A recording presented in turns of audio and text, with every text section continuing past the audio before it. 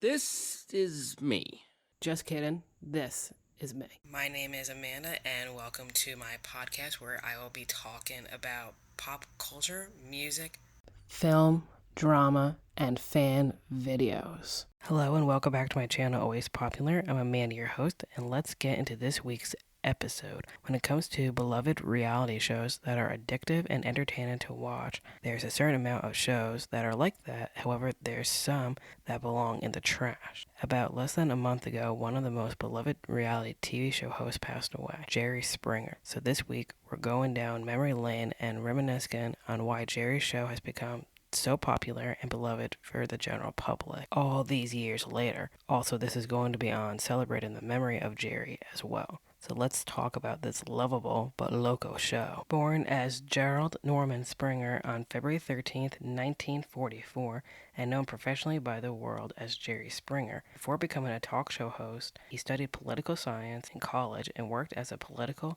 campaign advisor for Robert F. Kennedy in 1968. Sadly, after Robert got assassinated, he started practicing law. He practiced law in Cincinnati, and that's where eventually he became the mayor there in 1977 for a few years until 1978. He also worked as a local news anchor in Cincinnati and won Emmys for his commentary. With his commentary and soft-spoken voice, he started a reality show called The Jerry Springer Show. The Jerry Springer Show premiered in September of 1991. Over the years, the show has become a well-loved favorite trashy talk show with millions of screwed-up people on the show whom I thought were actors. I was thinking there's no way these people are real. Sadly, they were. Around the time of the 90s to early 2000s, it gained massive popularity after its first season. The show was surprisingly considered unsuccessful in ratings for the first season because the focus of the show was more political. Between 1997 to 1998, the show had reached a huge audience. However, the critics were less impressed and all the reviews for the show were mostly negative, and even TV Guide called the show the worst TV show of all time.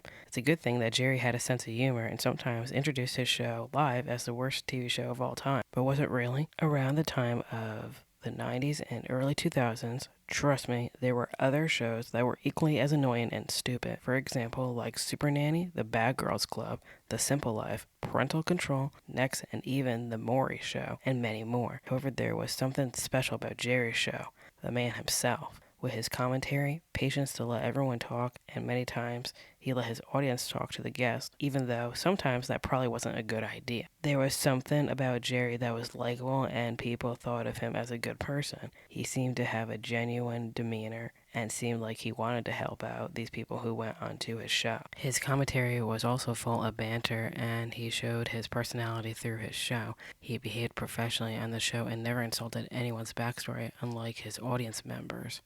Many audience members loved roasting the people who came onto the show. Surprisingly, I had a friend that went onto this show. At least on the bright side, shouldn't behave that badly. Anyway, let's talk about Jerry. These are the top reasons why I think Jerry's show was lovable but loco. The most obvious one would be the fights.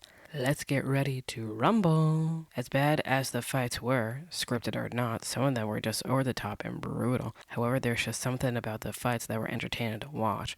People got glued on and sucked into his show. I can even admit when I was sick and had to stay home from school, this show was one big guilty pleasure. It still is one of the only trashy reality shows I watch, despite me not liking fighting at all. Sometimes before the fighting would even occur, Jerry made facial expressions that were hard to ignore, and he wasn't the only one either. Also, when these weirdos with relationship problems ended up roasting each other on stage, you literally burst out laughing. It was hilarious the way these people would describe the other person. Sometimes I can get sucked into a rabbit hole of his shows for a few hours, especially when I was bored. Even funnier, I never noticed that Steve Wilkos was one of the bodyguards on his show when I was younger. Those who don't know who Steve Wilkos is, he got his own reality show and spin-off off of the Jerry Springer Show, and it's still on TV today. He commonly got in the middle of all the batshit crazy people. God bless Steve, who had to deal with all these people. The second reason is the drama or backstory behind all these people. Once again, whether if real or not, I feel most of them are liars and just want extra attention. Anyone with problems would go to a therapist or anyone else, not a TV show. Why go on a TV show? Well, I think we all know why. It's like, wow, congratulations. The entire world thinks that you're a weirdo or a psycho, or both. So when it comes to profanity, you have people who are swearing every 3 seconds. Out of all the shows I watch, definitely one of the top 3 shows with the most swearing. To the point sometimes you have to put the show on mute to drown out their annoying voices. Sometimes these people are too much, or just plain losers. The personalities on this show are interesting too. You either have the one person who just rambles on and never shuts up, the innocent one who gets screwed over, and the one girl who fights the other girl when her man is the problem. The third and last reason is the makeouts on this show. Sure, some of them are sweet and romantic, however, some people are weird with their PDA and would just full on make out with each other for a long time. They are like taking forever, and it's just awkward to witness. It's also awkward when one girl's hair gets pulled and dragged down to the floor. And even weirder when sometimes on the show they allow the lovers to play in the mud or being dragged into shit. However, the fans seem to love it when they put on a show. They love the kisses, whether if it's romantic or messy, with straight people or gay people. People are entertained either way. And as I am coming up on my final thoughts of the night, I just wanted to say, be nice to your significant other. Break up with someone before you start dating someone else. Don't be an ass for no reason. Also, no one gets hyped up like Jerry does, and you don't hear an audience chanting someone's name for no reason. Jerry was quite simply a memorable and iconic TV personality and name. Very little shows have the type of craziness and are still unforgettable years later. The fact that the show came out 32 years ago and is still being watched and talked about is pretty insane. Jerry was truly a pioneer in television history. Remember, take care of yourself and each other, and Jerry, hopefully we will see you again.